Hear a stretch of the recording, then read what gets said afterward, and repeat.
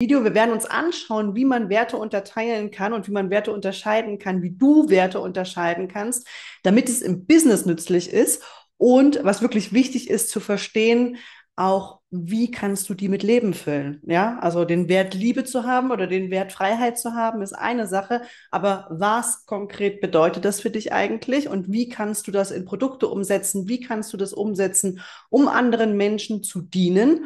Und natürlich auch, verkörperst du das? Ja, ist das wirklich das, was du tust? Die Werte hier oben zu haben, ist eine Sache, aber in deinem Körper ist natürlich nochmal eine andere Sache. Und zum Schluss gebe ich dir noch eine Übung mit der du, falls du nicht so viel Bewusstsein darüber hast, was deine eigenen Werte sind, was die Werte der anderen sind, um die es hier auch in diesem Video geht, gebe ich dir noch eine Übung mit, gemeinsam mit ChatGPT, also mit der künstlichen Intelligenz und deinem Geburtshoroskop, etwas herauszufinden und darüber zu reflektieren, was deine Werte sind, was die Werte der anderen sind, wie du das unterscheiden kannst und wie du so natürlich auch deine Produkte, deine Außenkommunikation und alles andere ausrichten kannst, damit du in deinem Business mehr Geld verdienen kannst. Also wir werden Klarheit kreieren. Das ist fast ein ganzer Workshop hier zum Thema Werte. Wenn du dich dafür interessierst, mehr Geld in deinem Business zu kreieren, mehr Geld in deinem Leben zu generieren, dann empfehle ich dir außerdem mein kostenloses Videotraining. Den Link dazu findest du unter diesem Video, beziehungsweise wenn du den Podcast hörst, in den Show Notes. Und in diesem kostenlosen Videotraining helfe ich dir dabei, mehr Geld in deinem Business zu generieren, insbesondere dann, wenn du Coach, Heilerin und oder Therapeutin bist. Und wenn du ja dein Business ausweiten möchtest, ja, wenn du mehr Menschen erreichen möchtest, wenn du skalierbar machen möchtest, wenn deine Lebensqualität auch steigen soll. Diese Berufe sind sehr, sehr anstrengend und wir brauchen eine ganze Menge Energie, um diese Dienstleistung ausführen zu können. Und in diesem Videotraining helfe ich dir dabei, mehr davon in deinem Leben zu generieren, also mehr Energie für dich, ja, mehr Wohlbefinden für dich, damit du mehr Menschen helfen kannst. Dieses Videotraining kann ich leider auf diesem Kanal nicht teilen, deshalb über den Link in den Shownotes. Ich freue mich, wenn wir uns dort auch sehen. So, und jetzt legen wir los mit dem Thema Werte. Werte und Geld ist die Überschrift, die ich mir als Arbeitstitel für dieses Video gegeben habe.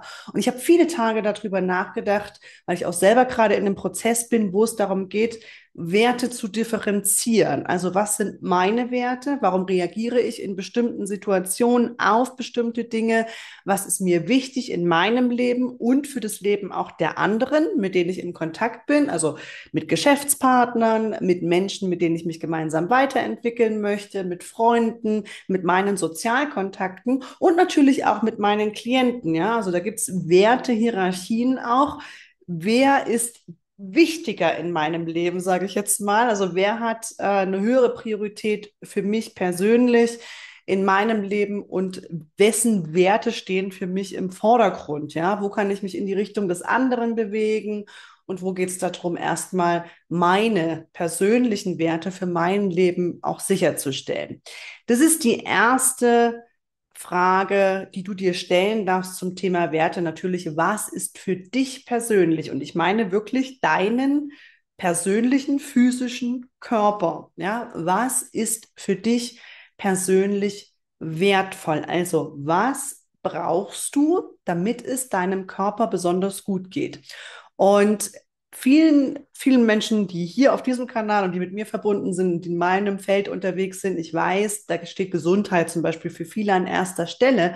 Aber die Frage, die da natürlich wieder kommt, was bedeutet das genau? Was brauchst du denn, um Gesundheit zu generieren in deinem Leben und in deinem Körper und in deinem Sein? Ja, da mögen vielleicht Werte wie Naturkontakte mit drin auftauchen, Ruhe, Regenerationszeiten, was auch immer es ist, ja, gesunde Ernährung, all diese Dinge, die wichtig sind, damit dein Körper sich wohlfühlen kann, damit dein Körper in einem guten Zustand sein kann, damit du überhaupt leistungsfähig sein kannst. Das ist einer der Wünsche zum Beispiel, mit denen viele Menschen zu mir gekommen sind, als ich noch mit chronischen Krankheiten gearbeitet habe. Das war immer, ich will leistungsfähig sein. Ich will funktionieren. Einer der Schlüssel, wenn du nicht mehr funktionierst, ist übrigens dir erstmal zu erlauben, dass du auch mal nicht funktionieren darfst. Also, wenn du Wohlstand generieren willst in deinem Leben, für deinen Körper, für dich ganz persönlich, Energie generieren möchtest und deinen Körper in einem wohligen Zustand, ja, Wohlstand, in einem wohligen Zustand zu haben, was genau brauchst du in deinem Leben, damit es möglich ist. Und das ist für Menschen komplett unterschiedlich, ja. Also für mich ist es zum Beispiel, und du wirst staunen, wenn du meinen Kanal folgst oder auch mir in den sozialen Medien und auch mein Leben so ein bisschen verfolgst. Ich bin eigentlich ein sehr häuslicher Typ. Ja, und wir werden später auf die Astrologie zu sprechen kommen. Und was mir aber eigentlich wirklich wichtig ist, ist tatsächlich ein Ort, wo ich gut zu Hause sein kann, wo ich viel Ruhe habe, wo ich meine Routinen und meine Rituale abspielen kann, ja, wo ich morgens langsam in den Tag starten kann, ein paar Yoga-Übungen machen kann, wo ich abends jetzt im Moment, ich lerne gerade Ukulele, ja, wo ich mich mit solchen Dingen beschäftigen kann. Also eigentlich ein Ort, an dem ich sehr ruhig leben kann. Ich habe eigentlich ein sehr häusliches Leben. Ich gehe nachmittags raus, ein paar Stunden, meistens in den Café, um dann ein bisschen zu lesen und auch ein bisschen die Atmosphäre der Orte mitzukriegen, an denen ich gerade bin. Aber im Prinzip habe ich eigentlich ein sehr, sehr häusliches Leben, äh, was sich in der Astrologie dann eigentlich auch in meinem Horoskop total zeigt. Das ist aber nicht die Arbeit, die ich mache. Ja, das ist mein Bedürfnis, was ich habe, damit es mir in meinem Leben gut geht. Das sind meine Werte, ja. Materiell kann das für dich genauso wichtig sein. Ja, es gibt Menschen, die sagen, für mich ist das total wichtig, dass ich das Haus, in dem ich lebe, dass mir das gehört. Also, dass all diese Dinge, dass ich vielleicht Autos habe, dass ich und so weiter, ja, eine schöne Einrichtung habe, dies und jenes habe, dass ein gewisser materieller Wohlstand herrscht. Auch das kann natürlich sein, dass Menschen sagen, das ist mir wichtig, dass diese Dinge vorhanden sind, dann fühle ich mich wohl, dann kann ich mich entspannen. Andere sagen, Wohlstand ist für mich komplett emotional. Das ist ein Gefühl, was ich habe. Jemand anderes würde sagen, das ist spirituell. Also wenn du mich intellektuell nicht, also wenn ich intellektuell nicht gefordert bin oder mich erweitern kann und meinen Geist erweitern kann und jede Woche 17 Bücher lesen kann, dann geht es mir nicht gut. Also das ist etwas, was du für dich ganz klar auch einfach in der Beobachtung deines Lebens auch ganz klar mitbekommen kannst, was dir gut tut. Das meiste davon machst du automatisch. Ja, das meiste davon machst du automatisch und kannst mir ist es wichtig, eine Stunde am Tag zu lesen. Mir ist es wichtig, eine Stunde am Tag mit meinem Lamborghini um die Häuser zu fahren. Ja, also du wirst es mitkriegen in deinem Leben. Und je nachdem, was du tust, was deine Werte sind und was für dich tatsächlich auch Wohlstand generiert. Viele, und das ist in Deutschland natürlich eine Mode, haben da nicht so viel Bewusstsein für. Ja, die sind mit dem Geist in allen möglichen destruktiven Geschichten unterwegs und halten das für Wohlstand. Also mir geht's gut, wenn ich im Internet auf YouTube fiese, destruktive Kommentare unter den Videos hinterlassen kann, dann habe ich ein gutes Leben. Nee, hast du nicht. Du bist einfach nur frustriert, weil du keine Ahnung hast, was deine Werte sind und was dir tatsächlich wirklich gut tun würde. Es kann unmöglich dir gut tun, andere runterzumachen, dann bist du definitiv nicht in deiner Kraft, sondern dir fehlt was ganz Wesentliches, nämlich, und jetzt kommen wir zu dem Punkt, ein Gefühl von Erfüllung. Wenn du erfüllt bist und wenn du selber ein reichhaltiges Leben hast, dann hast du absolut kein Bedürfnis, andere Menschen fertig zu machen. Ja, dieses Bedürfnis verschwindet einfach mit diesem Gefühl der Erfüllung. Warum solltest du das tun? Es gibt da einfach überhaupt gar keinen Grund dafür. Also, das ist zum Beispiel etwas, wenn du nicht weißt in deinem Leben, wo deine Werte hingehen. Erfüllung ist ein Gefühl in deinem Körper. Und du kannst anfangen, zum Beispiel in der Meditation oder wenn du spazieren gehst oder wenn du abends auf dem Sofa sitzt oder wenn du morgens aufwachst, dir mal zu überlegen, wie sich Erfüllung in deinem Körper anfühlt. Das kannst du auf Kommando wollen, spüren wollen. Wie würde sich oder wie fühlt sich Erfüllung an? Und da kommen vielleicht irgendwelche Erinnerungen an schöne Zeiten in tollen Liebespartnerschaften oder sonst irgendwas oder an schöne Momente. Aber du kannst diese schönen Momente, dieses Gefühl auch auf die Zukunft projizieren. Ja, geh in den Zustand der Erfüllung, lösch die Bilder aus der Vergangenheit, in denen du das schon mal erlebt hast und guck mal, was würde in deinem Leben stattfinden, wenn du erfüllt wärst. Ja, also wenn dieser Zustand der Erfüllung sich in deinem Leben voll entfalten würde, in deinem Körper, Geist und Seelesystem vollständig entfalten würde, wie würde dein Leben dann aussehen? Und daran möchtest du arbeiten? Ja, dich zu fragen, was wäre das denn, um dahin zu kommen? Was sind denn die Dinge, die ich brauche in meinem Leben oder die ich vielleicht lernen muss, mit denen ich mich auseinandersetzen muss, Dinge vielleicht auch, die ich heilen muss, damit ich diesen Zustand von Erfüllung in meinem Leben haben kann. In meinem Umfeld in den letzten Jahren und auch Leute, die hier zuschauen, waren das häufig wirklich sehr, sehr, ich sage jetzt mal, banale Wünsche, wie mehr Naturkontakte, Zeit für mich zu haben, entspannt in der Natur zu sein, am See sitzen zu können, Gitarre zu lernen. Ja, das sind wirklich sehr, sehr bodenständige Dinge. Und andere würden sagen, nee, das reicht mir nicht. Ich brauche tatsächlich einfach diese materiellen Geschichten. Und ich denke, dass wenn du jemand bist, der sich für seine Werte entscheiden kann, dass du diese Dinge auch relativ zügig erreichen kannst, in dem Moment, in dem du dir die Erlaubnis gibst, dass das für dich und dein Wohlbefinden wichtig ist, setzen sich die Dinge in Bewegung. So, das ist erstmal für dich ganz persönlich. Das ist der erste Teil Werte. Der zweite Teil Werte ist, was ist dir wichtig für uns als Gesellschaft, für die Welt, für uns als Gesellschaft, für andere Menschen, also für das Wir, ja, also du im Wir, du in der Welt, du in der Gesellschaft, du in deiner Partnerschaft, in deinen Freundschaften und so weiter. Was ist dir im Wir wichtig? Da kann ich für mich zum Beispiel sagen, dass ich das Ganze gar nicht mehr so häuslich aus, sondern im Wir ist mir persönlich wichtig Freiheit, Fortschritt, Innovation, all diese Dinge, ja. Also ich habe das wir kommen nachher in der Astrologie da drauf, das ist bei mir im Wassermann ganz andere Qualitäten als der Krebs, wo es um meine Werte geht. Mein Zuhause, mein ja, stilles kleines Kämmerlein, wo ich meine Ruhe habe und meine Rituale abfrühstücken kann. Auf der anderen Seite im Wir will ich es möglichst groß haben, ja, möglichst bunt und farbenprächtig und schön und toll. Also eine ganz, ganz andere Qualität.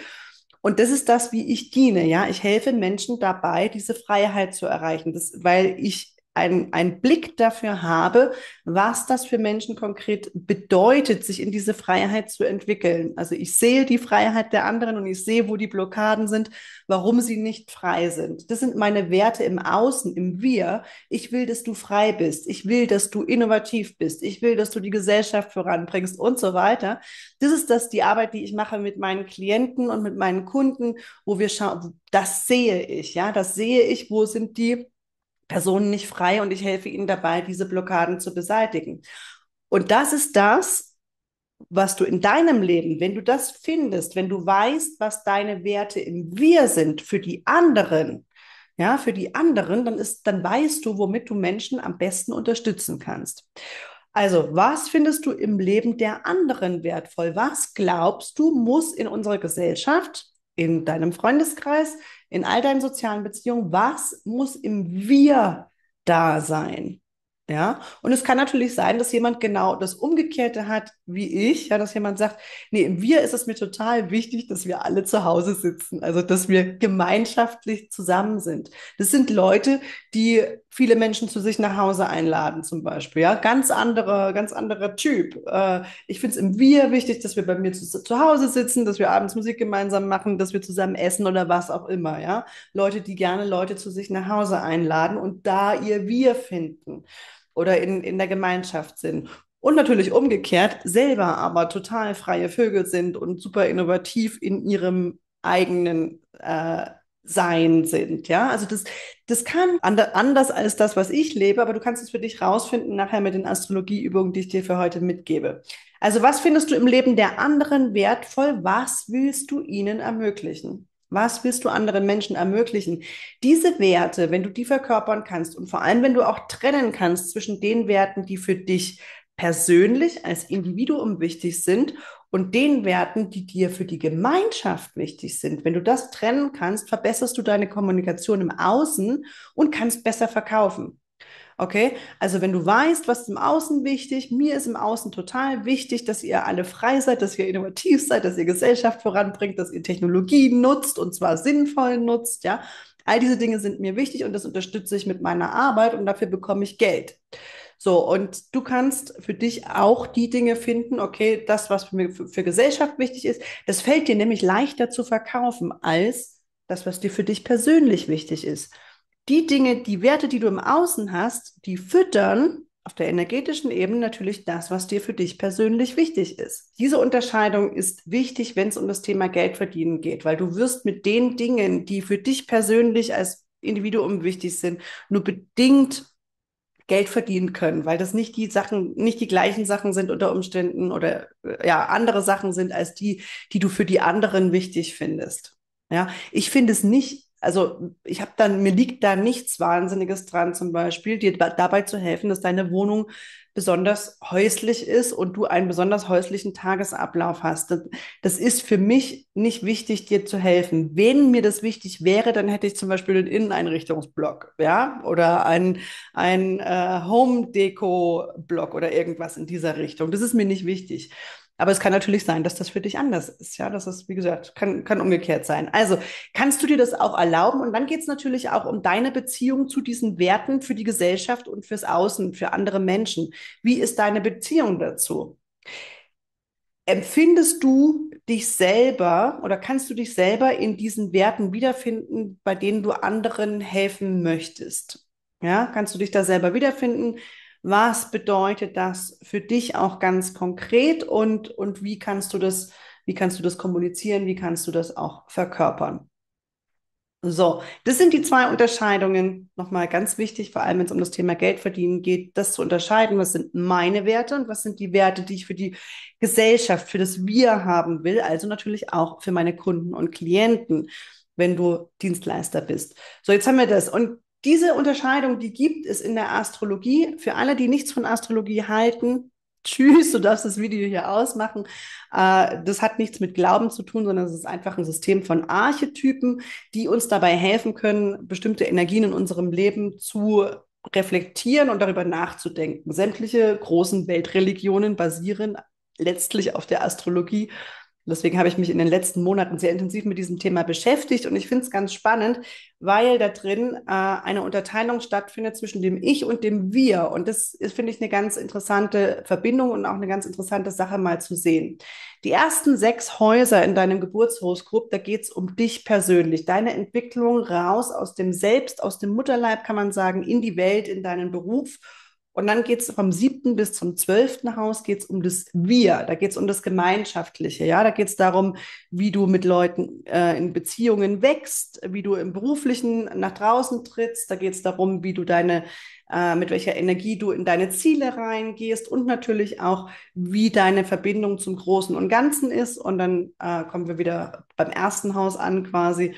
Und da geht es wieder um das Ich. Und das ist ähnlich wie im Schöpfungskreislauf, ein Kreislauf, in dem wir uns permanent befinden und Energien, mit denen wir die ganze Zeit auf irgendeine Art und Weise in unserem Leben spielen. So basierend auf Transiten und so weiter. Aber Astrologie ist etwas, wo es in erster Linie für mich zumindest in meinem Verständnis, wie ich das jetzt momentan habe, auch darum geht, einfach zu gucken, wie funktionieren diese Energien in meinem Leben eigentlich? Ja, also geht es um Limitierungen, da geht es um die Sonne, um das Licht. Ja, wo ist das Licht? Wo sehe ich automatisch das Licht? Wo läuft mein System hin, wenn ich das Licht sehe? Und so weiter. Solche Dinge. So, und ich möchte dir vorschlagen, dass du dir einmal dein Geburtshoroskop zur Hand nimmst. Dazu brauchst du dein Geburtsdatum, dein Geburtsort und deine Geburtsurzeit. Wenn du keine Geburtsurzeit hast, dann kannst du diese Übung grundsätzlich schon mal nicht machen. Du kannst diese aber beim Standesamt deines Geburtsortes erfragen. Wenn du das möchtest, ich glaube, das kostet so irgendwas um 13, 15 Euro oder sowas, die Geburtsurkunde kann man gerne mal zur Hand haben. Ja, also die kannst du abfragen beim Standesamt deines Geburtsortes gegen irgendwie 13 Euro oder sowas. Lad dir ein Horoskop im Internet runter, kostenlos, zum Beispiel auf astro.com. Das ist keine Werbung. Du kannst jede Webseite nehmen, du kannst jede App nehmen, die dir die Häuser mit anzeigt. Und dann darfst du bei ChatGPT folgende Prompts eingeben. ChatGPT ist eine Plattform, die dir dabei hilft, dein Horoskop zu lesen. Es ist kein Astrologe, ja, sondern das ist eine Hilfestellung für dich, die dir ermöglicht, über bestimmte Energien nachzudenken, und zwar über die Energien, die ich jetzt in diesem Video angesprochen habe, nämlich deine eigenen Werte und die Werte im Außen. Also was ist dir wichtig für die Gesellschaft? Und mach dir einen Screenshot von diesen ChatGPT-Prompts. Ich packe sie auf jeden Fall auch nochmal in die Videobeschreibung und da kannst du die auch nochmal rauskopieren und sie bei ChatGPT eingeben. Also starte einen neuen Chat Und beginne mit der Aufforderung, agiere als renommierte Astrologin mit 30 Jahren Berufserfahrung. Die Häuserspitze meines zweiten Hauses befindet sich im Sternzeichen und dann gibst du dein Zeichen ein. Hier befinden sich keine Planeten oder auch die Planeten eben, die du in diesem Zeichen hast. Und dann eventuell auch in einem abweichenden Zeichen. Was kannst du mir über meine Werte und meinen Umgang mit Geld sagen? So, und dann kriegst du eine Antwort und dann kannst du, wenn dir die zu lang ist, auch ChatGPT auffordern, das in 4 Werte zusammenzufassen, die du reflektieren kannst. Also fasse das in 4 Werte zusammen, die ich reflektieren kann. Das sind deine Werte und dein Umgang mit Geld. Also was du für dich ganz persönlich in deinem energetischen System machst, ja, dein Selbst. So, und dann haben wir die andere Seite, nämlich, was dem gegenübersteht, ist das 8. Haus. Da geht es um die Ressourcen der anderen, die Werte der anderen, das Geld der anderen. Da geht es um Erbschaften, Steuern, all diese ganzen Geschichten. Und wir arbeiten jetzt hier mal mit einem Prompt, wo es darum geht, eben die Werte der anderen und die Sicht auf die Werte und das Geld der anderen aus deinem Leben zu erforschen.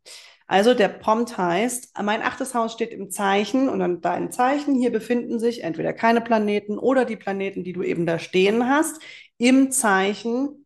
Und dann, falls du ein abweichendes Zeichen hast, was kannst du mir über meine Sicht auf die Werte und das Geld der anderen sagen? Und dann bekommst du auch einen Text und den kannst du, wenn er dir nicht gefällt, auch mehrfach regenerieren. Ja, also du kannst ChatGPT mehrfach auffordern, dich darüber zu informieren, was da bei dir Sache ist. Und dann kannst du auch hier wieder sagen, fass das in 4 Werte zusammen, die ich reflektieren kann, oder in 6 Werte.